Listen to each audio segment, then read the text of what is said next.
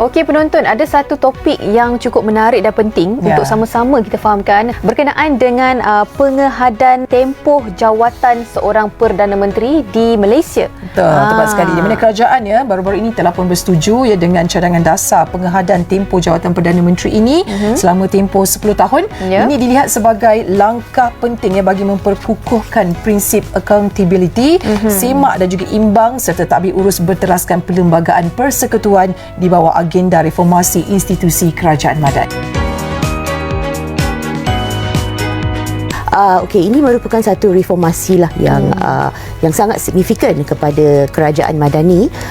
Ini merupakan of course reformasi yang diterajui oleh Yang Amat Berhormat Perdana Menteri kita Datuk Seri Anwar Ibrahim dan juga Menteri Undang-Undang Reformasi Institusi Datuk Seri Azalina Mat Said. So reformasi ini adalah of course menegakkan prinsip demokrasi di negara kita.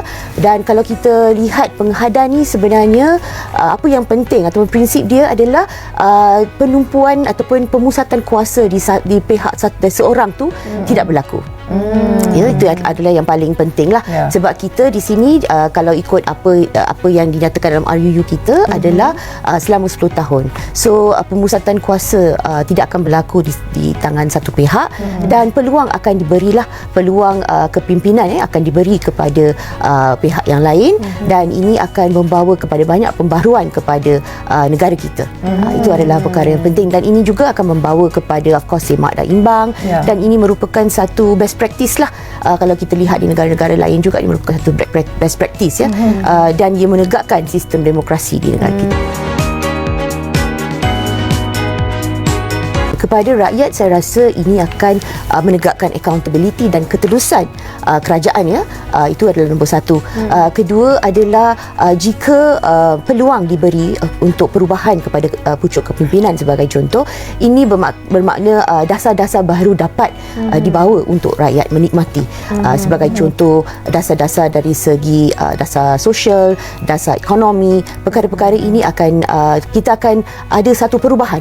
Kalau kita ada seorang pemimpin yang lama di situ, dasar dia mungkin sama setiap kali So dengan ada pucuk pimpinan yang baru, dasar-dasar yang baru akan diperkenalkan dan ini akan membawa kebaikan kepada rakyat dan rakyat pun akan mempunyai keyakinan terhadap kerajaan. Ada beberapa negara yang mempunyai penghadan apabila pihak Bahayu bahagian hal ehwal undang-undang kita membuat kajian kita sendiri di kalangan lebih kurang 14 buah negara terdapat negara di constitutional monarch lah, monarki berperlembagaan yang mempunyai penghadan. Sebagai contoh yang dekat dengan kita adalah Thailand lah yang memang mempunyai penghadan juga dan negara-negara republik pun ada macam Amerika Syarikat, Rusia, Indonesia pun ada penghadan lah. So ini merupakan satu langkah yang progresif dan bagi Malaysia yang merupakan satu negara yang the nearest lah yang mempunyai perkara ini dan juga adalah satu langkah yang progresif untuk negara kita.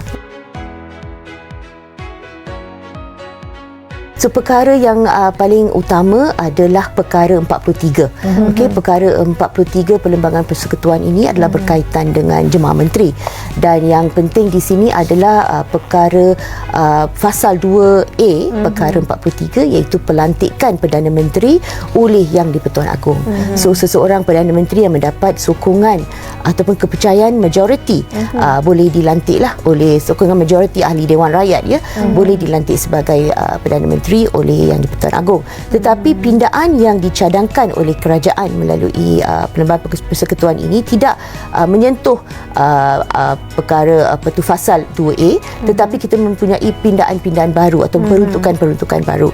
Sebagai contoh 2A merupakan satu peruntukan baru yang dimasukkan 2A besar di mana seseorang itu boleh menjawat jawatan ini tidak melebihi 10 tahun. Itu adalah yang pertama. Ya, kedua adalah apabila mencapai tempoh 10 tahun seseorang itu perlulah terhenti daripada menjadi Perdana Menteri. Itu adalah kedua.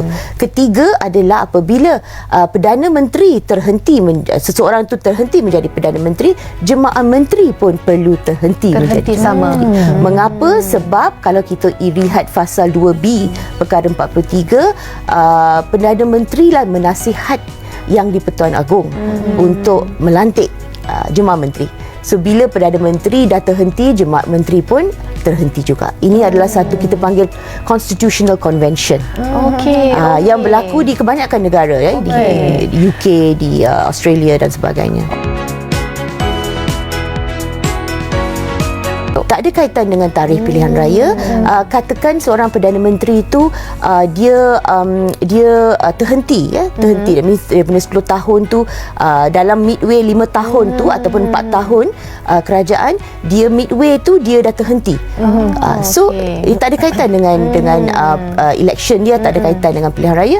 Dia terhenti, Jemaah Menteri pun terhenti juga. Tetapi kita mempunyai satu peruntukan juga nyatakan apabila kedua-dua pihak ini terhenti, kita mempunyai tempoh peralihan. Okey, tempoh peralihan ini sehingga Perdana Menteri baharu dilantik oleh Yang di-Pertuan Agong. Baik. Okey, so tempoh peralihan ini adalah di mana sebab semasa tempoh peralihan ni kerajaan ataupun negara kita kena, biasalah kan, day to day tu kena jalan juga kan. Betul. So kedua-dua pihak ni akan menjalankan tugas-tugas harian.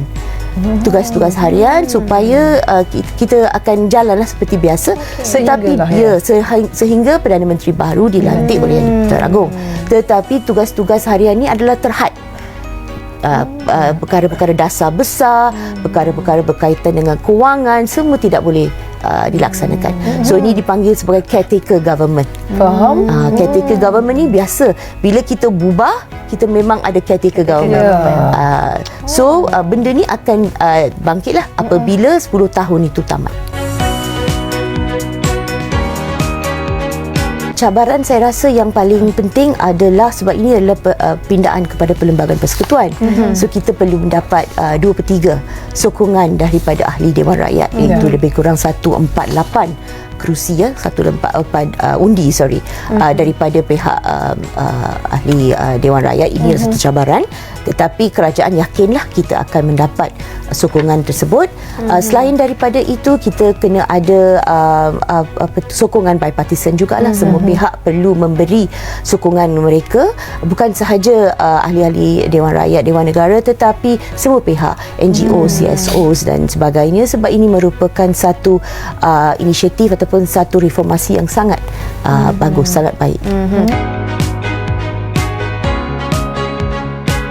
Pada saya ini merupakan satu inisiatif yang sangat positif dan progresif lah oleh Kerajaan Madani, dan tidak kiralah siapa yang mengambil alih selepas ini. Ini merupakan satu inisiatif yang perlu diteruskan.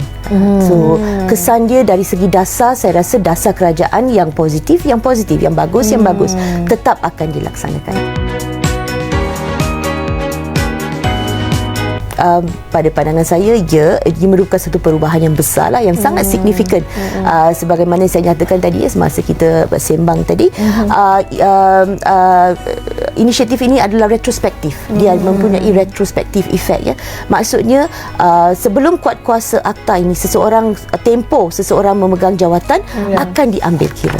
So seseorang menjadi Perdana Menteri sebelum ini, kalau dia nak kembali menjadi Perdana Menteri tak ada isu, tetapi tempoh sebelum ni akan diambil kira. So faham. Dia dalam dia punya tempoh hayat dia, dalam lifetime dia 10 tahun sahajalah. Kalau nak kembali balik, kalau dah tamat 10 tahun dah tak boleh kembali. Itu saja. Kalau ada 4 tahun saja. Lepas tu terhenti. Itu adalah satu landscape yang baru pada saya lah. Bacaan kedua adalah pada 3 hari bulan Mac ini. So itu adalah satu historical event lah untuk kita ya. Itu, dan kemudiannya kita akan bawa ke Dewan Negara. Kalau dilulus Dewan Negara, dan seterusnya akan dapat perkenan Yang di-Pertuan Agong, dan kita akan lihatlah dia punya, kita mungkin akan buka kuasa pada tahun ini. Kita pulang kepada kerajaan. Dari pihak kerajaan, saya rasa ini adalah isu usaha yang sangat-sangat baik, sebab perkara ini bukan baru. Sejak tahun 2019 memang dah diusahakan, tapi baru sekarang benda ini berlaku. So ini merupakan satu inisiatif yang sangat bagus oleh Kerajaan Madani, dan saya mohon semua orang menyokong inisiatif ini.